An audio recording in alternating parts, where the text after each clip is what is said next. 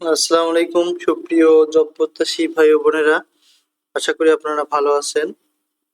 আজ আমরা চাকরিতে প্রবেশের বয়স এবং অবসরের বয়স সীমা সম্পর্কে কিছু তথ্য জানবো।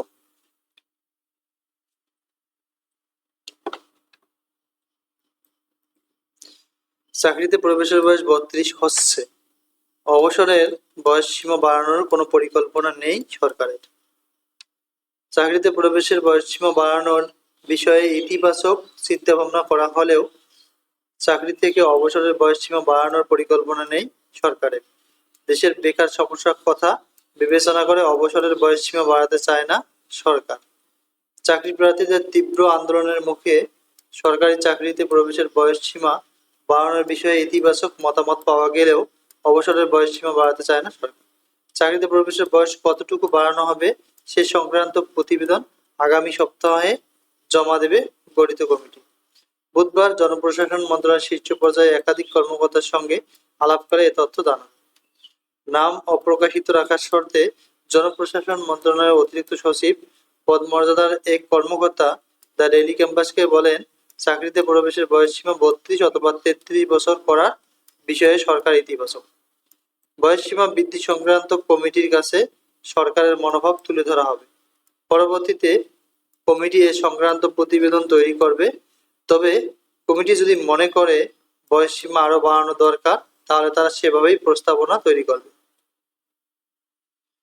চাকরিতে অবসরের বয়সসীমা বাড়ানো হবে কিনা এমন প্রশ্নের জবাবে এই কর্মকর্তা আরো বলেন, আপাতত অবসরের বয়সসীমা বাড়ানোর বিষয়ে সরকারের কোনো পরিকল্পনা নেই। এর বাইরে এ বিষয়ে কোনো মন্তব্য করা যাচ্ছে না।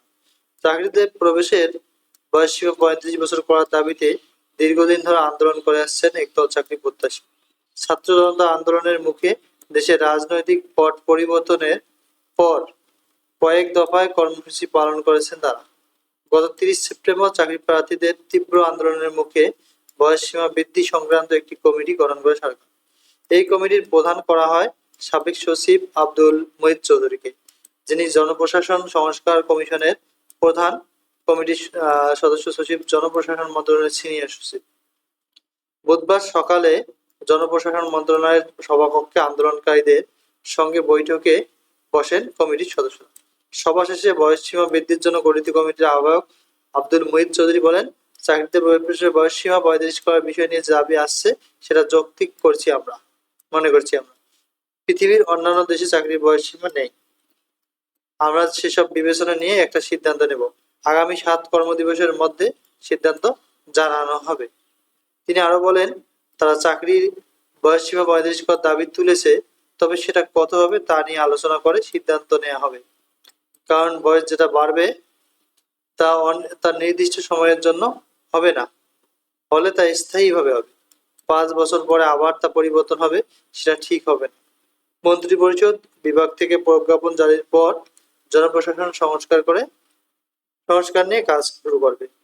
তো এই ছিল তথ্য। Thank you for watching. যারা নতুন দেখছেন প্লিজ সাবস্ক্রাইব করবেন।